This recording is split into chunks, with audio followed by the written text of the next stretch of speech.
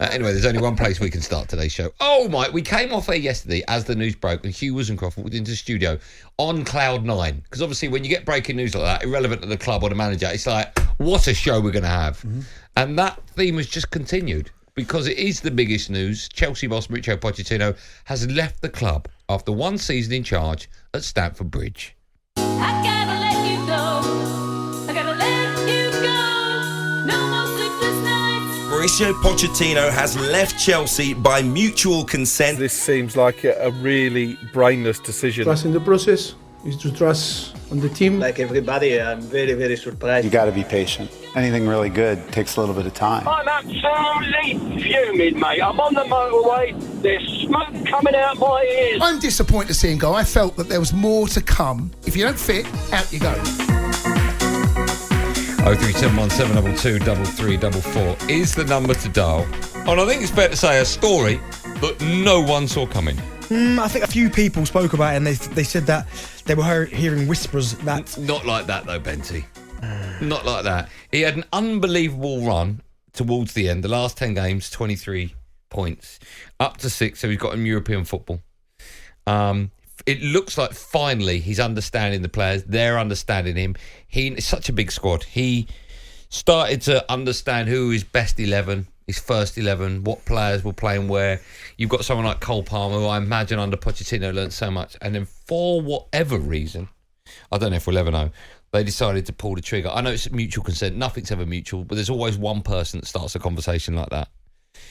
I have to say, I feel so sorry for football fans, and in this case, Chelsea fans, when an owner, Todd Boehly, has no understanding of how to run a football club. Not a sports club, I'm sure he does. Football is like no other business, like no other sport, like no other club. Mm-hmm. He came in, he fired all the backroom staff, he fired all the people that made Chelsea what they were. They were great, Chelsea. They were trophy pigs. Mm-hmm. He even got rid of the groundsman and his son.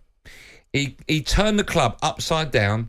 He got rid of a lot of experienced players, brought in new fresh blood, new manager, got rid of Thomas Tuchel that won the Champions League, and everyone was like, what's he done it? Why? Give him a chance. Okay, fine.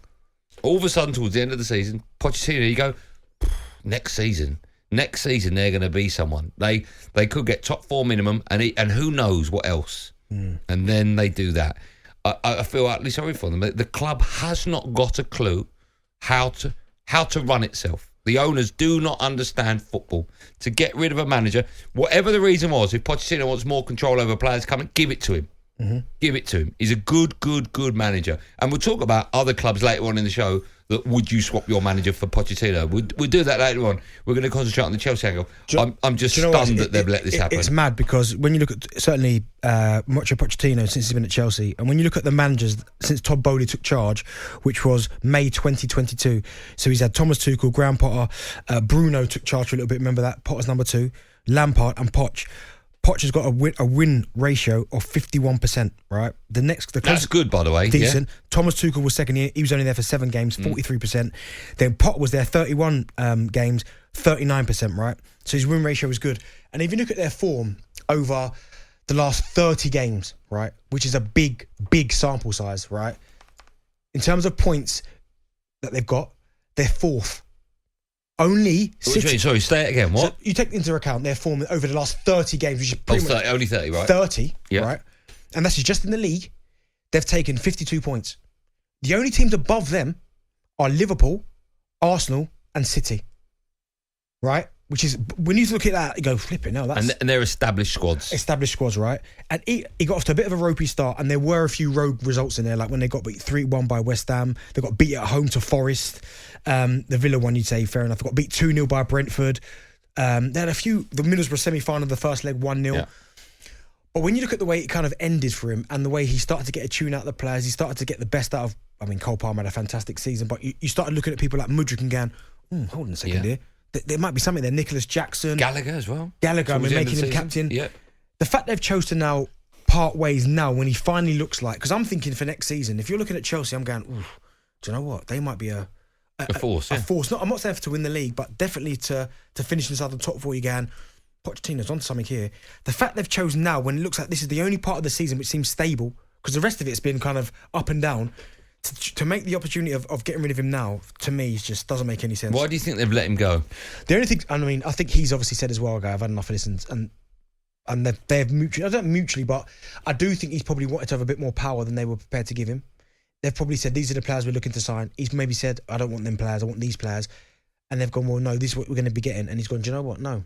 Because he obviously wants to pick the players he wants to sign. Or not even have some kind of input. I think if you're the manager, I think you should always have input. Like, of course you should. Like, I know you get coaches out there, but the sporting director will give them players and goes, right, just coach these.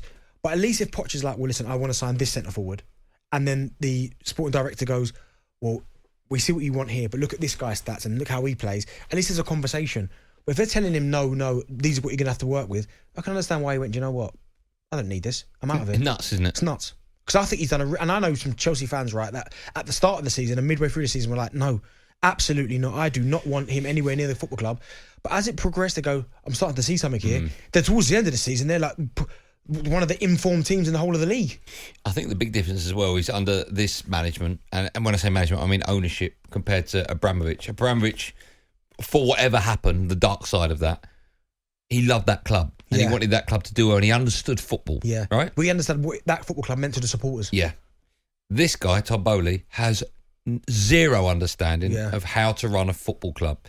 My impression is that he's trying to run it like he does his American clubs. Yeah. You can't do that. You can't compare. You know, when he came in, he said that'd be great if we had a game north v south. And like, that's never going to happen.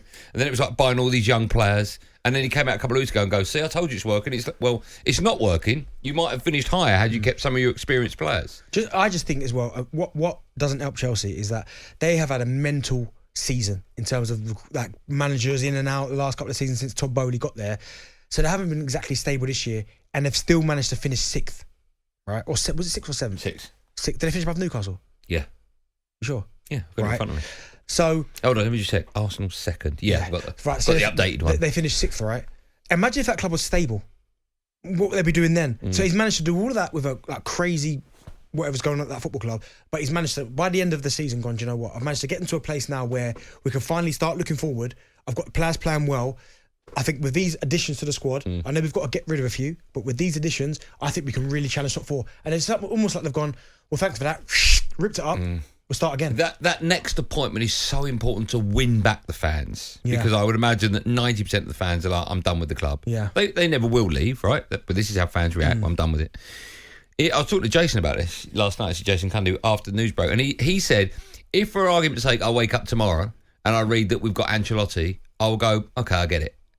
You're not going to get him though. No, I know that, but that's what he's saying as a Chelsea fan. If a bigger, better manager comes in, let's say Pep went there, he won't. Klopp went there, he won't. I know that. But if you open up the newspaper or you turn on talkSPORT and you hear that they've upgraded, I get it. I don't think they will upgrade. I think from what I understand and reading and listening to people out here, they're going to go for a younger manager. I think they think it's all about young. Do you know what's mad though as well? Is that they had Ancelotti, sacked him after the double. I know. it's mad, but you're right. Listen, I love Kieran McKenna. You know that, what he's done at Ipswich. That jump is too big. He's never managed a Premier League game, first and foremost. And when you go to a club, Ipswich, big club, they're not Chelsea. Chelsea are Chelsea are in a place now, I think, at the end of the season where they're ready to go to, right, here we go. We've got to a place, a platform. Now let's go to the next one. Let's get back in that Champions League. That's a big pressure for a manager that's just now got into the Premier League. And also, I think it's so different. And I was talking to Ashley Young about this off air, and not just about Manchester United, but all football clubs in the Premier League. The difference between managing a big club in the Premier League at the top end, right? Top 8, shall we say, and the players, the culture in the dressing room now. Everyone's on their phone, everyone's social media, everyone's wearing chains and driving fast cars and all that. You're not going to get that kind of... Everyone's wearing chains. No, but you know what I mean, right? Everyone's up to speed with fashion. No, but you know, it's all about look and fashion and cars, and it's all of the social media. It's all about... You don't get that genre of footballer in lower league football to manage, right? I'm sure you do get the odd one or two, but it's totally different. To get a manager like Kieran McKenna, who's not used to managing big personalities and big egos, straight away thrown in deep, I think it's a huge mistake. Yeah, if that's who they go after. talkSPORT Drive. Super opinionated sporting debate. Monday to Friday afternoon from 4 on AM, on DAB, via the talkSPORT app and on your smart speaker. talkSPORT.